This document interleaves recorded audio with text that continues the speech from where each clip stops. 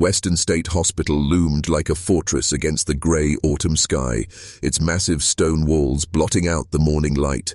Built for 100 patients but holding nearly 5 times that number, the air inside was heavy with the unwashed stench of humanity, damp plaster, and something far fouler. In the western wing, past 2 locked gates and a corridor most staff refused to enter, sat a single ward no one had touched in years. Its windows were bricked over from the outside. Its iron door was chained twice over, and above it, in flaking red paint, were the words, "Ward C. Do not clean." The order wasn't a joke. Nurses whispered that the ward had been sealed in the spring of 1878, after an incident that was never officially written in the hospital's records. Some said a patient died there in a way no one could explain. Others swore the ward wasn't empty at all, that there were still voices inside speaking in a slow, wet whisper that carried into the adjoining hall. Dr. Milton Rowe, the hospital's chief physician, never discussed it, but he was the one who had ordered the chains placed, the bricks laid, and the staff forbidden to enter under penalty of dismissal. The hospital itself was a place of constant noise, moaning, shouting, the rattle of tin cups against cell bars. But near Ward C, there was a strange deadness. No sound carried through the thick walls, no footsteps echoed on the warped wood floor. Even the rats avoided the place. Dust lay undisturbed in thick grey blankets, but there were always, without fail, the faint outlines of shoe prints leading to the chained door, and never away from it. On the morning the story truly began, a new attendant named Samuel Dwyer was assigned to the Western Wing. He was a young man from the coal country, pale and quiet, with the stubborn confidence of someone who had never seen death up close. He noticed the chained door on his first day and asked an older nurse about it. She shushed him so violently that her own eyes went wide with fear, muttering, "We don't speak of that room. We don't go near that room." Samuel only smiled, as if daring the unspoken rules to bend. That night, as the lamps guttered low and the patient's cries faded into uneasy silence, Samuel lingered at the end of the hall, staring at Ward C's chained door.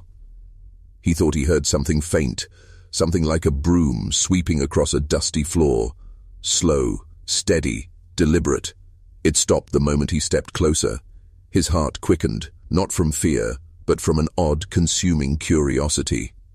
The chains clinked slightly, though there was no wind, and then, from deep within the dark, a voice whispered in a tone dry and brittle as paper, "It's not clean enough." Samuel's skin prickled cold. He told himself it was just a patient in another room, a trick of acoustics in the stone halls. But when he turned to walk away, the same voice spoke again, louder now, with a tone that seemed almost eager. "Come inside. Help me finish." Samuel didn't sleep that night. He lay in the tiny attendant's dormitory, staring at the ceiling, his mind circling the same thought. If the room has been sealed for years, who could be inside? The older staff's fear only made it worse. Men who worked among lunatics, violent patients, and contagious fevers still spoke of Ward C as if it were a grave they didn't dare stand over. By morning, Samuel had convinced himself it was all superstition, the kind of ghost story that keeps bored attendants from wandering where they shouldn't. But as he made his rounds, the ward seemed to breathe at the end. He paused again at the chained door.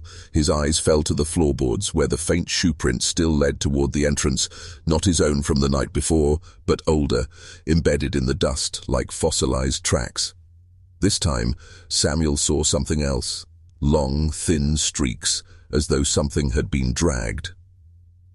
By midday, whispers had begun to curl around him. A laundry girl warned him not to go near Ward C after lights out. An orderly told him that the last man who tried to open the door vanished before sunrise, his cot found empty, his clothes still folded at the foot of it. When Samuel pressed for details, the man only shook his head and muttered, "The ward keeps what it's given." That night, he brought a lantern and a small pry bar, claiming to himself that he only wanted a peek. Just enough to satisfy his curiosity. As the rest of the hospital settled into its nocturnal rhythm of coughs, rattling breaths, and the occasional scream, Samuel made his way to the western wing. Each step down the corridor seemed to make the air thicker, harder to breathe. When he reached the door, he hesitated. The chains were heavy, the locks thick with rust. He raised the pry bar, but before he could wedge it against the wood, the sound came again. Slow, deliberate strokes across a floor. Sweep, sweep, sweep. The rhythm was so precise it seemed almost ceremonial. Then abruptly it stopped. The lantern flickered. Shadows stretched unnaturally along the walls, and from behind the door the voice returned, no longer whispering, but speaking in a low, steady tone, like someone instructing a child. "The dust is still here. You must see it. You must help me." The metal chains rattled, not from his touch, but from something tugging them from the other side. Samuel's fingers tightened on the pry bar. He told himself he would only unlatch the first lock, just to look, just to prove there was nothing. The keyhole exhaled. A slow, stale breath. The first lock gave way with a brittle snap, the metal corroded by decades of damp. Samuel's pulse thundered in his ears, but he told himself it was only the tension breaking. The second lock was stiffer, its bolt unmoving until he leaned his weight into the pry bar. The moment it clattered to the ground, the door shifted, not pushed by him, but pulled an inch from the other side. A damp, rotting smell billowed out, thick enough to make him gag.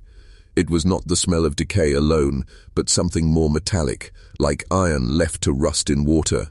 His lantern's light caught on floating motes of dust, swirling lazily in the air, though there was no breeze. "Who's in there?" Samuel called, his voice steadier than he felt. The answer came from somewhere deep in the ward, far beyond the first row of shadowed bed frames. "You are." The words were followed by a sound, not footsteps, not breathing, but the faint, wet scrape of something being dragged across the floor. The darkness seemed to press closer, swallowing the pale cone of lantern light. He stepped forward, the boards creaking under his boots, and the door closed behind him with a soft, final click. Inside, the room felt wrong in ways he couldn't name. The beds, though covered in dust, were all neatly made. The walls were lined with tarnished bedpans and rusted medical trays, but not a single cobweb. Every surface looked as though someone had been trying, and failing, to clean it for years. The dust was thick but disturbed, patterned into slow, swirling arcs, like strokes from an unseen broom. At the far end of the wall, "Do you know what's filthy, Samuel?" The voice was closer now, though the figure had not moved. "What no mop can touch." He should have turned back then. He should have left the lantern and run. But the door was gone. Or rather, it was there, but no longer chained, no longer open, only sealed by smooth, unbroken stone. The figure began to walk toward him, slow, measured, dragging something along the floor with each step. Samuel's throat tightened as the figure came closer, each step accompanied by the scrape of something heavy against the wood. His lantern's glow wavered, stretching its shadow impossibly long across the floor. The thing's head was tilted too far to one side, like it had been broken long ago and never set right. When it stepped into the edge of the light, Samuel saw its face, or rather what was left of it. The skin was mottled with grime and ash, the eyes a pale, milky white, yet fixed directly on him. In its right hand it held a broom. The bristles were stiff and blackened, clotted with something that wasn't dust. The left hand dragged a length of rusted chain, the end of which disappeared into the darkness behind it. "You don't sweep properly," it said. Its voice was not quite human, as if something else were speaking through rotted vocal cords. "You leave pieces behind. Bits of them." Samuel's heart pounded so hard he thought it might burst. "Who are you?" he managed to whisper. It tilted its head further, the sound of bone creaking faintly. "Cleaner," it said, and then its gaze flicked down to the floor between them. Samuel followed its eyes and saw that the dust around his boots was shifting, not from his movement, but from something underneath, something small and quick that darted just out of sight when the lantern swung too close. He took a step back, but the boards groaned under his weight in a way that felt too loud, too exposing. The figure's lips, thin, cracked, curled into what might have been a smile. "You've brought more dust in," it said. "You'll have to stay until it's clean." The chain in its left hand rattled once, then went still. Behind him, the rows of beds creaked in unison, as if something unseen had just sat up in each of them. Samuel's instinct screamed for him to turn, to run, but the air itself seemed thick, heavy with an almost liquid weight. The lantern dimmed again, shadows pooling like ink at the corners of the room. From those dark patches, movement began, slow, deliberate shapes rising from the beds, figures, thin and wasted, each clutching some crude tool, a mop handle, a rag, a dustpan. Their heads all hung low, and yet Samuel felt their eyes on him. The cleaner, if that was what it was, lifted its broom and began to sweep in slow, steady arcs across the floor. With each stroke, the others mirrored it, their tools dragging in the same synchronized motion. The sound was unbearable, a wet scraping that set Samuel's teeth on edge. "Dust is memory," the cleaner murmured. "It falls from skin, from bone, from thought, and the ward keeps all that it is given." Samuel tried to speak, but his voice came out as a dry rasp. "Let me out." The cleaner stopped sweeping. The others froze, tools held mid-air. For a long moment, the only sound was the faint hiss of the lantern's flame. Then the cleaner stepped forward, close enough for Samuel to smell the rot on its breath. "You think you came here alone?" it asked. "You've been walking in our dust since you were born. You've brought your share." It raised the broom as if to strike, but instead tapped the floorboards between them. The wood splintered. Samuel's eyes widened as he realized what lay under the floor. Beneath the boards was a fine, grey substance, not dust, but ash.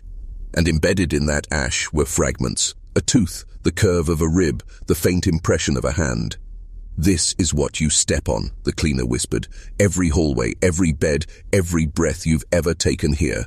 It knelt, its movements creaking and deliberate, and scooped a handful of the ash into its palm. "It clings. It follows."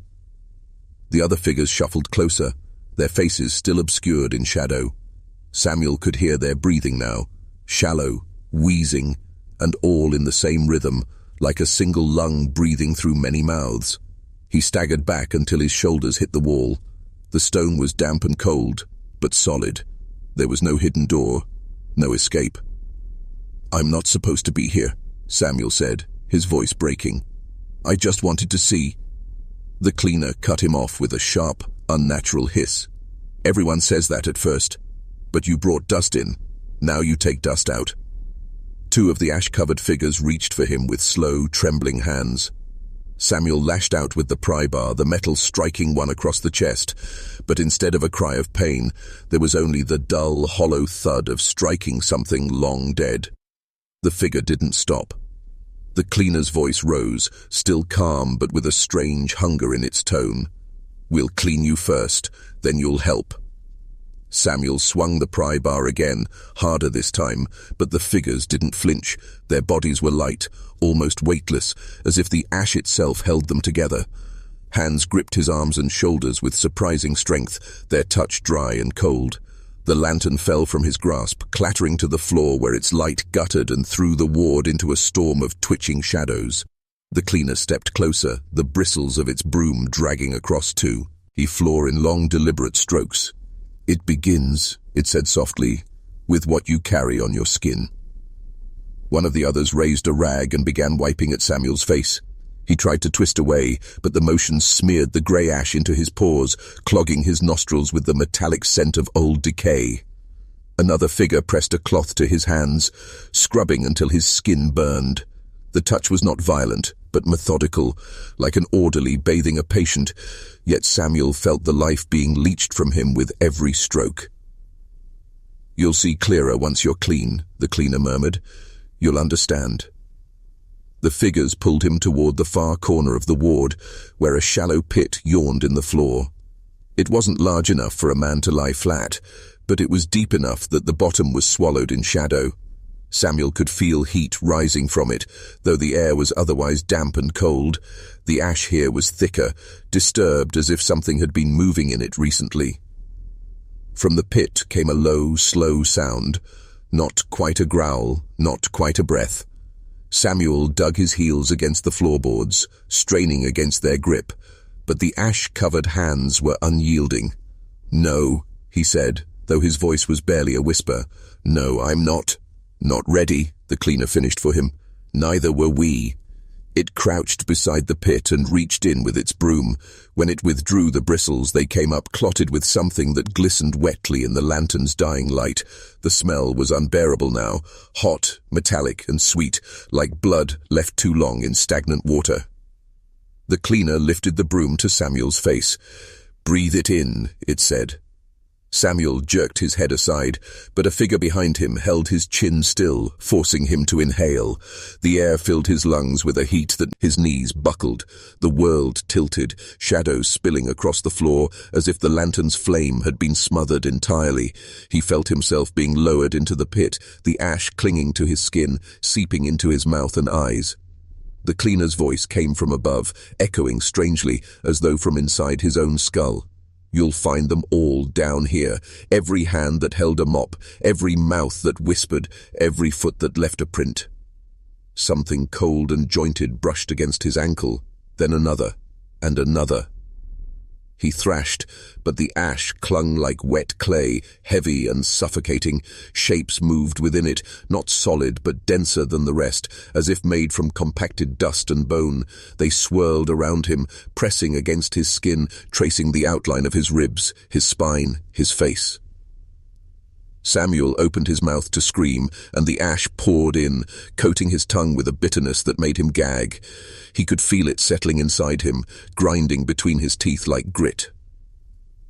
Above, the figures leaned over the pit, their pale eyes glinting faintly. The cleaner's face appeared, its smile calm, almost tender. "It's in you now. You'll never leave it behind." The heat intensified until Samuel felt as though he were being baked alive. But just as he thought he would lose consciousness, the figures pulled him up. Not out of mercy, but as if he were a tool they had finished preparing. When his feet touched the boards again, Samuel staggered, his body trembling violently. He expected the ash to fall away, but it didn't. It had fused to his skin in a thin, ghostly film. His hands were no longer entirely his. They moved in small, automatic, sweeping gestures. The cleaner handed him a second broom. "Start there," it said, nodding toward the farthest bed. At first, Samuel resisted. He tried to drop the broom, but his fingers wouldn't obey. The sweeping motion came unbidden, the bristles scratching across the warped boards. Wherever he swept, the ash shifted and sank, revealing the wood beneath, but only for a moment, before the dust crept back, as if alive.